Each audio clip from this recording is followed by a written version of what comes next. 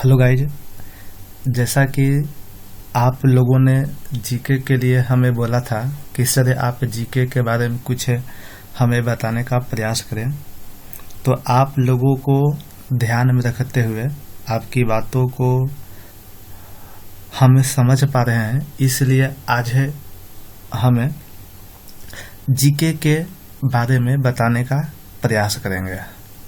तो आज के क्लास में जीके से संबंधित जो बातें पढ़ेंगे वह आप देख पा रहे हैं। सबसे पहले हेडिंग दिया गया है दिल्ली सल्तनत। तो बहुत बेसिक बात हम लोग पढ़ेंगे इसमें। दिल्ली सल्तनत में कौन कौन से वंश का स्थापना हुआ और उस वंश में कौन कौन शासक आए, या उस वंश का संस्थापक कौन कौन है, और वह वंश कब से कब तक चला। ये तीन बातें हम लोग बहुत ही आसानी से कम समय में अच्छी तरह से समझ पाएंगे। और इस मुगल सल्तनत के बाद आपके पास सेकंड हम हेडिंग दिए हैं, वो दिल्ली सल्तनत के बाद मुगल साम्राज्य। तो इस मुगल साम्राज्य में भी हम लोग देखेंगे मुगल साम्राज्य का जो शासक थे वह क्रम संख्या में कौन कौन शासक हैं, तथा प्रत्येक शासक का कार्यकाल कितना था। उन सभी बातों को बहुत कम समय में और बहुत आसान तरीका से समझने का प्रयास किया जाएगा। तो सबसे पहले हम लोग चलते हैं मेरे भाई दिल्ली सल्तनत में। दिल्ली सल्तनत देखिए आपका 1206 ईस्वी से लेकर 1526 ईस्वी तक रहा। दिल्ली सल्तनत जो है 1206 से लेकर 1526 ईस्वी तक रहा। क्लियर है। चलिए अब इस दिल्ली सल्तनत में जिस वंश का स्थापना हुआ उसके लिए एक हमें ट्रिक यहाँ पे लिखे हैं। देखिए क्रम संख्या में वंश है, इस वंश के लिए ट्रिक बाबू क्या है, गुल खिले तो सैयद लोधी। यह एक स्टेटमेंट है जिसे आप कम से कम 5 बार अभी बोलिएगा, गुल खिले तो सैयद लोधी, गुल खिले तो सैयद लोधी। इस स्टेटमेंट के माध्यम से दिल्ली सल्तनत में जितने भी वंश स्थापित हुए उन सभी का क्रम संख्या में नाम हो जाएगा। गुल से गुलाम वंश, खिले से खिलजी वंश, तो से तुगलक वंश, सैयद से सैयद वंश और लोधी से लोधी वंश। इस वंश के बाद हम लोग शासक के बारे में देखेंगे कि किस किस वंश का स्थापना कौन कौन शासक किए। तो यहाँ पे सबसे पहले आपका उस स्टेटमेंट को देख लीजिए ट्रिक के माध्यम से। एबक जल गया खीबों में, क्या बाबू है, एबक जल गया खीबों में। आप लोग भी बोलिए एबक जल गया खीबों में को हमने काट दिया है, इसका मतलब कि में का प्रयोग नहीं होगा, यह साइलेंट होगा। क्लियर है। चलिए गुल खिले तो सैयद लोधी, यह ट्रिक दिल्ली सल्तनत के वंश के बारे में बताएगा। एबक जल गया खीबों में, यह ट्रिक है उस वंश के संस्थापक के बारे में बताएगा या दिल्ली सल्तनत के शासक के बारे में बताएगा। यहाँ देखिए एबक मतलब कुतुबुद्दीन ऐबक, जल मतलब जलालुद्दीन खिलजी, गया से गया सुदीन तुगलक। खीबों में 2 वर्ड है, खी अलग होगा, बो अलग होगा। तो खी का मतलब हो गया खिजरे खा है, अब बो से हो गया बहलोल लोधी। क्लियर। चलिए अब इस बात को समझा जाए बाबू। यहाँ देखिए पहला वंश गुल, दैट मीन्स गुलाम वंश हुआ। तो इस गुलाम वंश का शासक या गुलाम वंश का संस्थापक कुतुबुद्दीन ऐबक हो गया। क्लियर है। चलिए यहाँ देखिए, खिले से खिलजी वंश, तो खिलजी वंश का संस्थापक या शासक जलालुद्दीन खिलजी हो गया। तो से तुगलक वंश, तुगलक वंश का संस्थापक गयासुद्दीन तुगलक हो गया। सैयद से सैयद वंश, और सैयद वंश का संस्थापक है खीज से खिज रेखा है, खिज रेखा है। और लोदी से लोदी वंश, और लोदी वंश का संस्थापक हो गया बो से बहलोल लोदी। इसी बात को हमने यहाँ टेबल के माध्यम से आपको बताने का काम किया है। क्लियर है। चलिए इस टेबल में भी आप वही देखिए, गुले खिले तो सैयद लोदी, यह क्रम संख्या में दिल्ली सल्तनत के वंश का नाम हो गया। अब इस वंश के जो संस्थापक है यहाँ देखिए, गुल खिले तो सैयद लोदी। बात आया समझ में बाबू, गुल खिले तो सैयद लोदी। अब इसके देखिए, गु से गुलाम वंश, खिले से खिलजी वंश, तो से तुगलक वंश, सैयद से सैयद वंश, लोदी से लोदी वंश। इसके संस्थापक देखिए क्या हमने बोला, एवक जल गया खी बो में। तो यहाँ देखिए एवक दैट मीन्स कुतुबुद्दीन ऐबक, यानी गुलाम वंश का संस्थापक कुतुबुद्दीन ऐबक, खिलजी वंश का संस्थापक जलालुद्दीन खिलजी, तुगलक वंश का संस्थापक गयासुद्दीन तुगलक, सैयद वंश का संस्थापक खिज रेखा है, और लोदी वंश का संस्थापक आपका हो गया बहलोल लोदी। चलिए अब इसमें हमने आपको एक डेट भी दिया है ताकि पता आप लोगों को चल सके कि कौन वंश कब से कब तक था।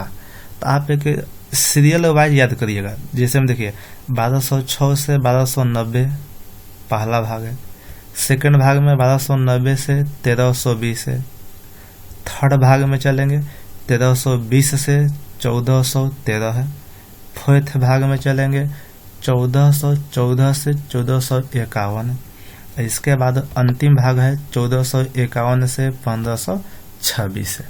क्लियर है। चलिए एक बार पुनः देख लेते हैं, 1206 से 1290, 1290 से 1320 है, 1320 से 1413 है, 1414 से 1451 और 1451 से 1526 है। तो इस प्रकार से आप क्रम संख्या में इनका कार्यकाल आप देख सकते हैं। तो अब देखा जाए, गुलाम वंश चला था 1206 से 1290 तक, खिलजी वंश चला 1290 से 1320 तक है, तुगलक वंश चला 1320 से 1413 तक है, सैयद वंश चला 1414 से 1451 तक है, और लोदी वंश चला 1451 से 1526 तक। बात आपको समझ में आ रही है। अब देखिए इसमें कुछ और बात को समझ लेते हैं। गुलाम वंश दिल्ली सल्तनत का पहला वंश था और लोदी वंश दिल्ली सल्तनत का अंतिम वंश हो गया। बात आपको समझ में आ रहा है। चलिए अब जिसे कि मान लिया जाए इसमें से कहीं से भी रैंडमली आपसे पूछ दिया जाए कि बता बाबू तुगलक वंश के बाद किस वंश का स्थापना हुआ, तो आप याद कीजिएगा ट्रिक से, गुल खिले तो से तुगलक वंश। अब इसके बाद का आता है, देखिए यहाँ पे गुले खिले तो सैयद, तो सैयद से आपको याद हो जाएगा सैयद वंश। बात आपको समझ में आ रही है। चलिए अब यदि पूछ दिया जाए कि तुगलक वंश का संस्थापक कौन था, तो आप देखिए तुगलक किस पोजीशन पे है, तीसरा पोजीशन पे है। शासक पूछा तो शासक में तीसरा पोजीशन आप यहाँ देखिए, यहाँ पे देखिए एवक जल गया तीसरा पोजीशन पे है। गया मतलब है गयासुद्दीन तुगलक, देखिए तुगलक वंश का संस्थापक गयासुद्दीन तुगलक। क्लियर है। तो इस प्रकार से बहुत से आपके सामने क्वेश्चन यहाँ पर बनेंगे और सभी क्वेश्चन को आप भली भांति जवाब दे सकते हैं। अब हमको ऐसा विश्वास हो गया है आप लोग ये सारी बातें अच्छी से समझ गए होंगे। अब इसके बाद हम लोग आते हैं मुगल साम्राज्य में। मुगल साम्राज्य देखिए क्वेश्चन में हमने यहाँ पर लिखा है 1526 से लेकर 1707 ईस्वी तक। हालांकि मुगल साम्राज्य 1526 से लेकर 1857 तक चला। लेकिन यहाँ पर हम लोग जो डेट लिए हैं 1526 से लेकर 1707 तक लिए हैं। चलिए, तो अब यहाँ हम बाबू देखेंगे 1526 से लेकर 1707 ईस्वी तक मुगल साम्राज्य में कौन कौन शासक आए और जो शासक आए उन शासक का कार्यकाल कितना समय तक चला, ये सारी बातें हम लोग यहाँ पर देखेंगे। तब यहाँ देखिए, मुगल साम्राज्य के शासक क्रम संख्या में जो है उसका एक ट्रिक यहाँ पर हमने लिखा है भाजसा। क्या लिखे बाबू? भाजसा। बोलिए भाजसा। क्या है? भाजसा। अब इसको समझा जाए। बी आपका एक अलग लेटर है, एच अलग है, ए अलग है, जे अलग है, एस एच अलग है, ए अलग है।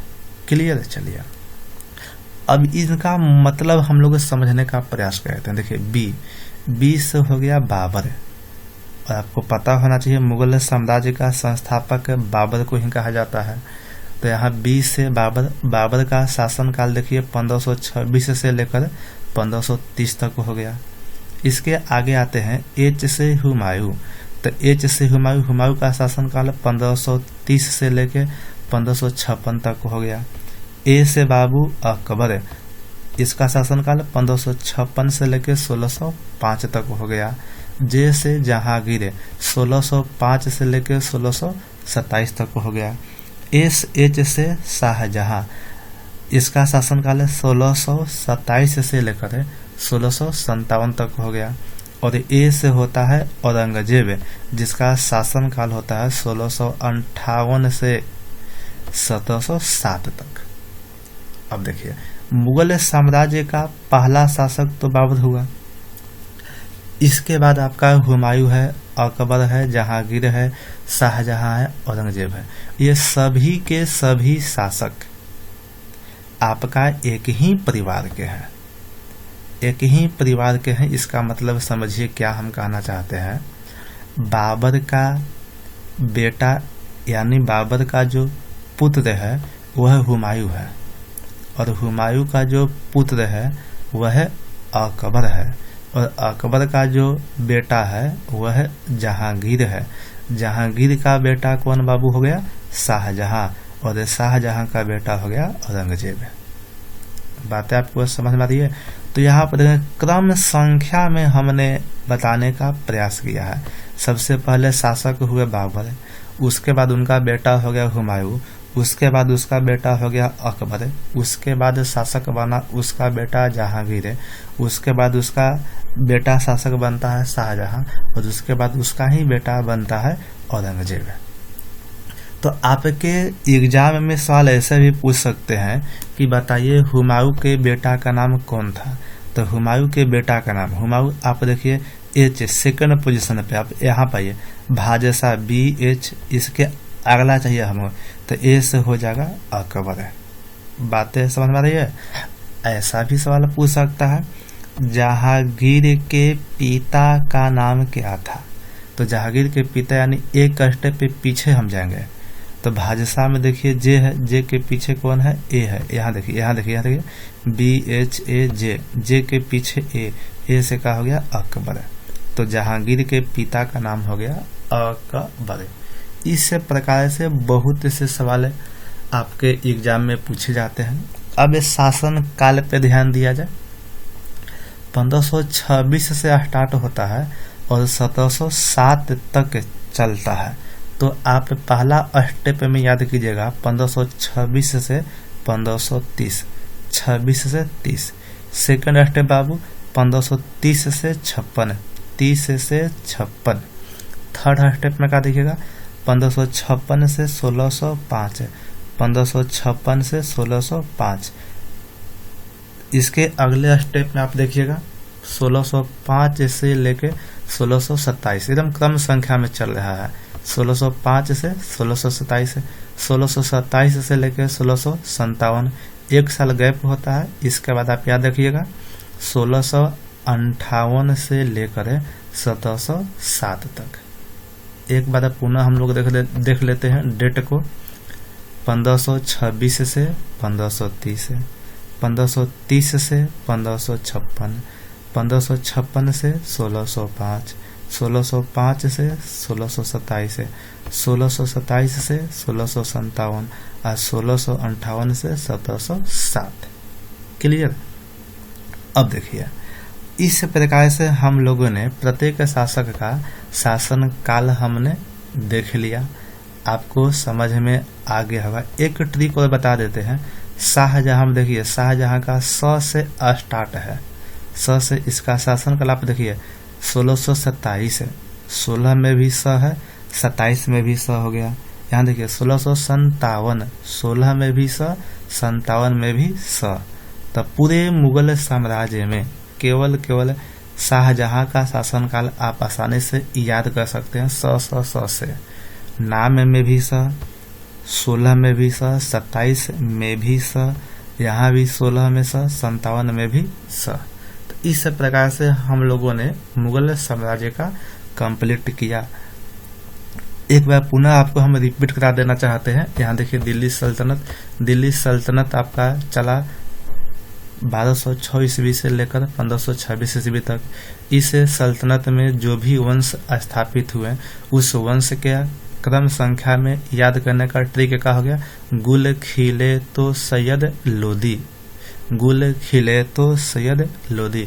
गुल से गुलाम वंश, खिले से खिलजी वंश, तो से तुगलक वंश, सैयद से सैयद वंश, लोदी से लोदी वंश। शासक कौन हो गए क्रम संख्या में? एबक जल गया खीबो में, एबक जल गया खीबो में। एबक से कुतुबुद्दीन ऐबक, जल से जलालुद्दीन खिलजी, गया से गयासुद्दीन तुगलक, खीबो से खी में खिजरे खां है, अबो से बहलोल लोदी। अब इसका शासन काल देख लेते हैं। 1206 से 1290, 1290 से 1320, 1320 से 1413, 1414 से 1451, 1451 से 1526। मुगल साम्राज्य में का बाबू है? भाजसा भाजसा भाजसा। बी से बाबर, एच से हुमायूं, ए से औरंगजेब, जे से जहांगीर, एस से शाहजहां, ए से औरंगजेब। बाबर के बेटा का नाम हुमायूं, हुमायूं के बेटा का नाम औरंगजेब, औरंगजेब के बेटा का नाम जहांगीर, जहांगीर के बेटा का नाम शाहजहां, शाहजहां के बेटा का नाम औरंगजेब। इनका शासनकाल कैसे याद करेंगे? 26 से 30, 30 से 56, 56 से 1605, 5 से 27, 27 से 57, 1658 से लेकर 1707 तक। इस प्रकार से हम लोगों ने दिल्ली सल्तनत तथा मुगल साम्राज्य के शासक, उनका कार्यकाल कब से कब तक था, हम लोगों ने अध्ययन किया। यह वीडियो आपको कैसा लगा आप कमेंट में अवश्य लिखें। यदि आपको आप लोगों को अच्छा लगा होगा तो हमें आगे भी इस प्रकार से वीडियो बनाने का प्रयास करेंगे ताकि आप लोगों को जानकारी मिलता है। चैनल को सब्सक्राइब करें, शेयर करें तथा लाइक करें।